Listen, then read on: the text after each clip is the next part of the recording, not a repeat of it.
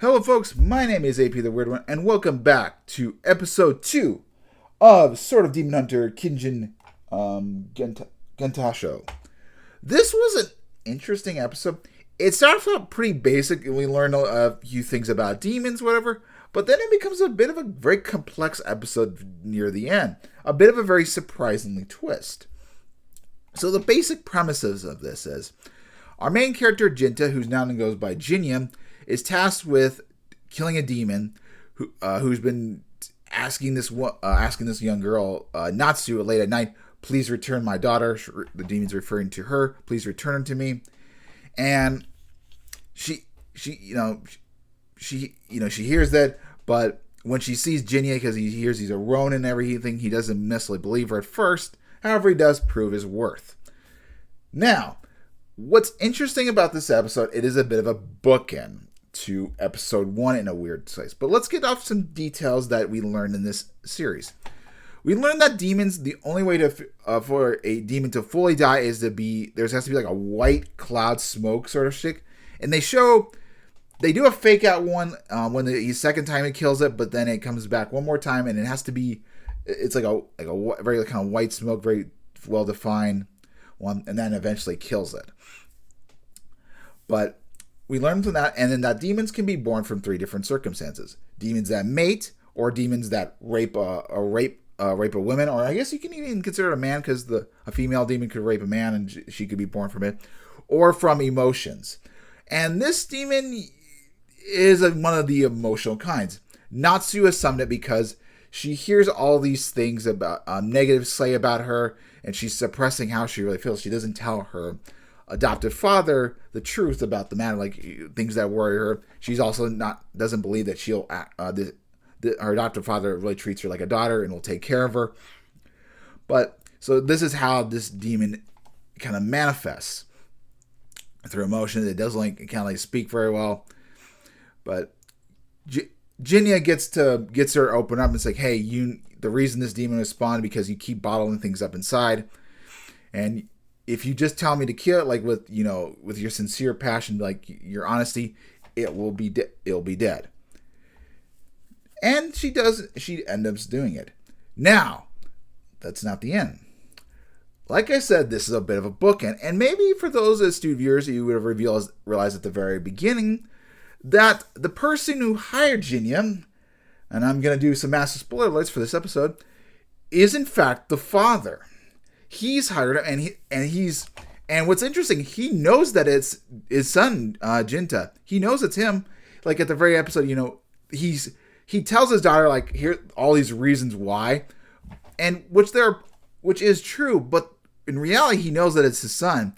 He remembers when his son went off with his daughter, and we'll get into that because there's a bit of a theory to that one as well. Goes off with her, and so he's obviously been around demons, so he trusts the instincts. And he's not even what's interesting is he's not even mad at Jinta for running away. He kind of understood things, and because he realizes one of the most important things that both Jinya and his father realizes, that the older you get, you might not realize things, but the passage of time will make you see things. So both for Jinta and his father, they kind of realized certain aspects, such as the reason why his father was, very abusive towards the daughters because he lost his mother, and kind of getting the theory that the daughter might have been an offspring of the demon, or a new way that was created, she became a demon vicariously. So it was kind of like maybe the emotional impact or something caused her to evolve into a demon. We're not 100% sure, but yeah, so that's kind of maybe one of the reason he was abusive towards her. He's suffering from grief. His son, who barely knew his mother, didn't understand it, so they just kind of left, and he was his father was very sad that he left, but he kind of, now that he thought about it back in time, like, oh yeah, it makes sense going from his perspective. And Jinya's not even mad at his father. Like, one of the interesting aspects is he does kill demons, but Jinta only does it as a matter of payment. So if someone hires him to do it, then they'll do it. But this is a very special circumstances because he got to reunite with his father and kind of close a book on things.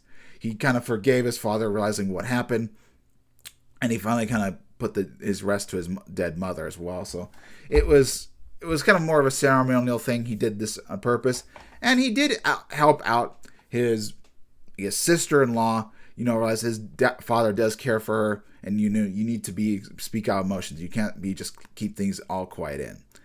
So yeah, it was a very touching episode. It was kind of interesting. I'm like, when the demon gets revived for I guess the third time when it comes back, I was like, wait a minute, I wasn't piecing things together. And then at the very end, I'm like, oh, the man who hires him is Jinta's father. So that's a bit interesting, and just how Jinya really realizes he'd forgiven him. That was kind of interesting. It was a nice touching moment. They didn't need to say any words. They just their actions spoke for each other, and yeah, it was a nice moment.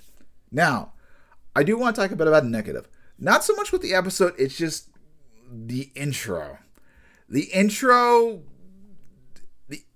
is basically a recap of the first episode, and I'm wondering if that's going to continue forward, because that's going to be really lame. And also the music is in my taste, but I'm not going to be happy if our intro, the intro going forward, is just a recap. It shows us some teasers, what's to come, sort of stick.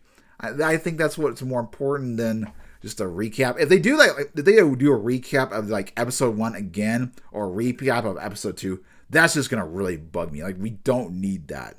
It was God, what series? Digimon Liberator kind of did some recapping. That was at the very beginning they did recaps, and so that got really irritating very fast. So I hopefully this is not going to be the case. But yeah, it was definitely a pleasant surprise. I thought it was a very basic episode. Yeah, we get to learn some stuff about the demons, but it's a kind of a closure. The father isn't really just evil. He was just suffering from grief, and potentially the demon daughter, whatever, is either it was a product of rape or just an evolution. So he didn't really know how to handle it, and because he didn't realize his father's state, he left with his sister. And then at the very end, they kind of after so many years, this is actually 1850, so about 6 years since the death of his beloved. So episode 1. So yeah, overall good episode. Just wasn't expecting that. Expecting the premise, the episode. Not expecting this. Anyway, I'll see you guys next time. Hopefully you have a wonderful day. And there is a good moral lesson to be had.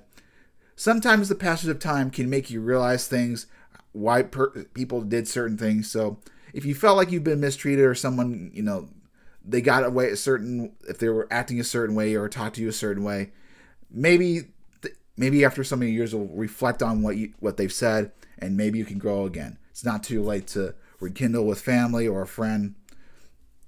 Just keep that in mind. Anyway, see you guys next time.